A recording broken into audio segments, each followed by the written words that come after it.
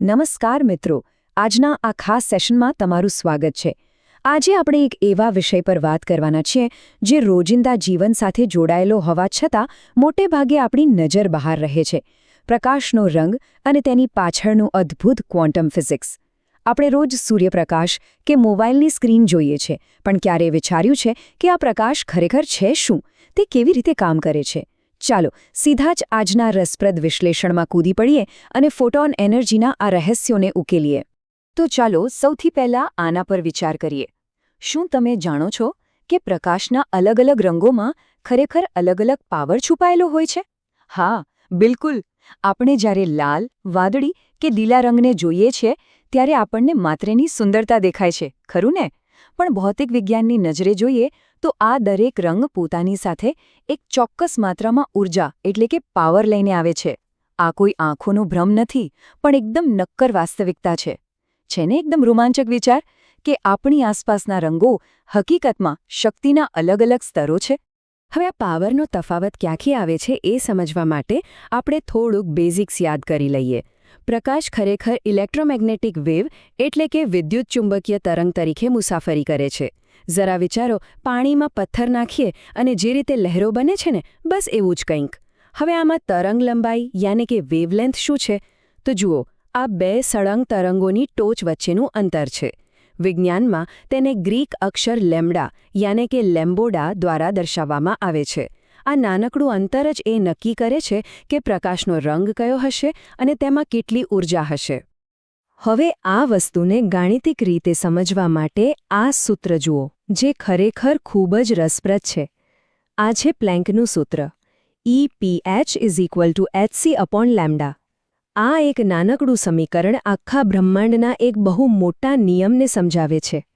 અહીં EPH એટલે ફોટોનની energy, H એટલે પ્લેન્કનો કોન્સ્ટન્ટ અને C એટલે પ્રકાશની ગતિ, જે 3×10⁸ મીટર પ્રતિ સેકન્ડ જેટલી અકલ્પનીય છે। આ સૂત્ર એટલા માટે ઐતિહાસિક છે કારણ કે તે તરંગ લંબાઈ અને ઊર્જા વચ્ચેનો એકદમ સીધો અને સ્પષ્ટ સંબંધ સ્થાપિત કરે છે। આ જ સમીકરણ પરથી આપણને એક સુવર્ણ નિયમ મળે છે। આ નિયમ સમજવો બહુ જ જરૂરી છે। ફોટોનની એનર્જી તેની તરંગ લંબાઈના વ્યસ્ત પ્રમાણમાં હોય છે, એટલે કે ઉલટો સંબંધ। જો તરંગ લંબાઈ લાંબી હોય તો તેની પાસે ઊર્જા ઓછી હશે, અને જો તરંગ લંબાઈ ટૂંકી હોય, એકદમ ચુસ્ત અને ઝડપી, તો તે ફોટોન પાસે ઊર્જા ઘણી વધારે હશે। બસ ક્વોન્ટમ એનર્જીનો આખો પાયો આ જ નિયમ પર ટકેલો છે। લાંબા તરંગો ધીમા અને ઓછા શક્તિશાળી, જ્યારે ટૂંકા તરંગો એકદમ ઊર્જાવાન। હવે જો ઊર્જાની વાત કરતા હોઈએ તો આપણે સામાન્ય રીતે ઊર્જા માપવા માટે જૂલ એકમનો ઉપયોગ કરીએ છીએ, બરાબર? પણ એક નાના ક્વોન્ટમ ફોટોનની ઊર્જા માપીએ તો એ કેટલી હોય ખબર છે? 0.000000000000160 જૂલ। બાપરે, આટલા બધા શૂન્ય! ગણિતની ભાષામાં આને 1.6×10⁻⁹ જૂલ કહેવાય। હવે વિચારો, દર વખતે ક્વોન્ટમ લેવલ પર ગણતરી કરતી વખતે આટલા બધા શૂન્ય લખવા કેટલા કંટાળાજનક છે, અને ગણતરીમાં ભૂલ થવાની તો પૂરેપૂરી શક્યતા રહે છે। અને એટલા માટે જ વિજ્ઞાનીઓએ એક સ્માર્ટ રસ્તો કાઢ્યો। પેલા અટપટા શૂન્યોવાળા આંકડાની જગ્યાએ એમણે ઇલેક્ટ્રોન વોલ્ટ એટલે કે EVનો ઉપયોગ શરૂ કર્યો। 1 ઇલેક્ટ્રોન વોલ્ટ બરાબર પેલા 1.6×10⁻⁹ જૂલ। આ એક નાનકડા ફેરફારે ક્વોન્ટમ ફિઝિક્સના અભ્યાસને એકદમ સરળ અને વ્યવહારુ બનાવી દીધું છે। એટલે હવે પછી આપણે જ્યારે પણ ફોટોનની ઊર્જાની વાત કરીશું ને, ત્યારે આપણે આ જ સરળ એકમ એટલે કે ઇલેક્ટ્રોન વોલ્ટનો જ ઉપયોગ કરીશું। ચાલો આ બધું વાસ્તવિકતામાં કેવું દેખાય છે તે આકૃતિમાં જોઈએ। આ ખરેખર બધું જ સ્પષ્ટ કરી દે છે। અહીં લાલ પ્રકાશ અને વાદળી પ્રકાશના તરંગો વચ્ચેનું એમ કહીએ કે એક માઇક્રોસ્કોપિક યુદ્ધ સ્પષ્ટ દેખાઈ રહ્યું છે। તમે જોઈ શકો છો કે બંને રંગના તરંગોનો આકાર અને તેમની વચ્ચેની જગ્યા એકબીજાથી તદ્દન અલગ છે। ચાલો આ બંને રંગોના ડેટાનું જરા વિગતવાર વિશ્લેષણ કરીએ। અહીં આ બંને વચ્ચેનો તફાવત સીધો જ નજરે પડે છે।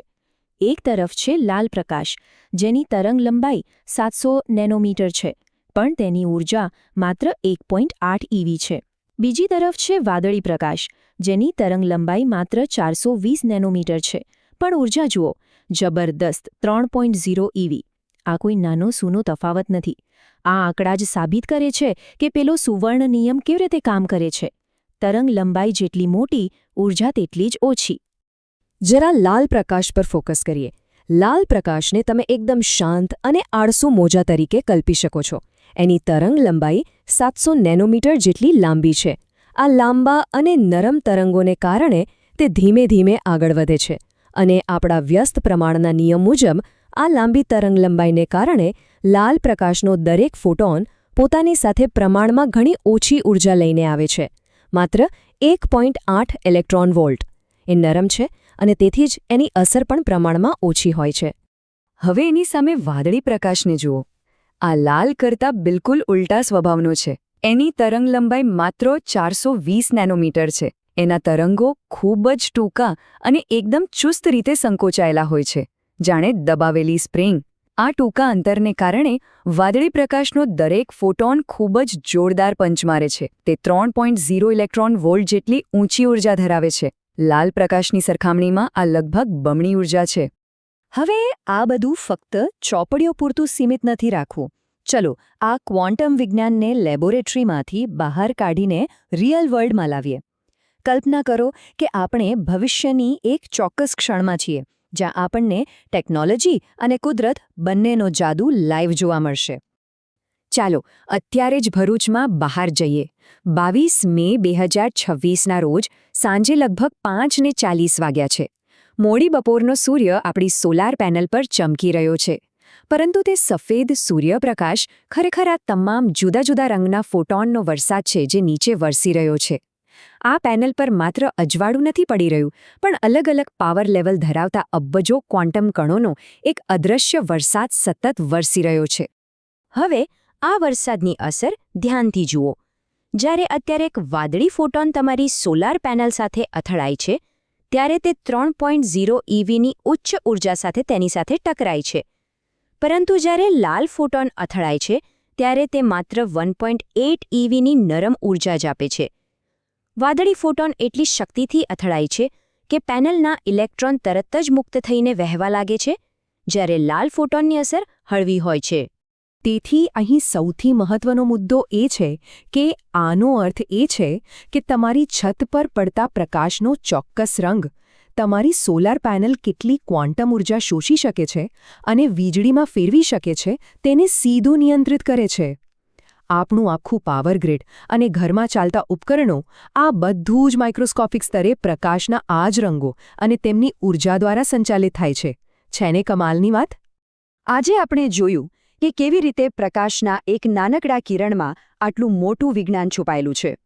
તરંગ લંબાઈના આ નાના ફેરફારો આપણી વીજળી ઉત્પન્ન કરવાની ક્ષમતાને સીધો આકાર આપે છે.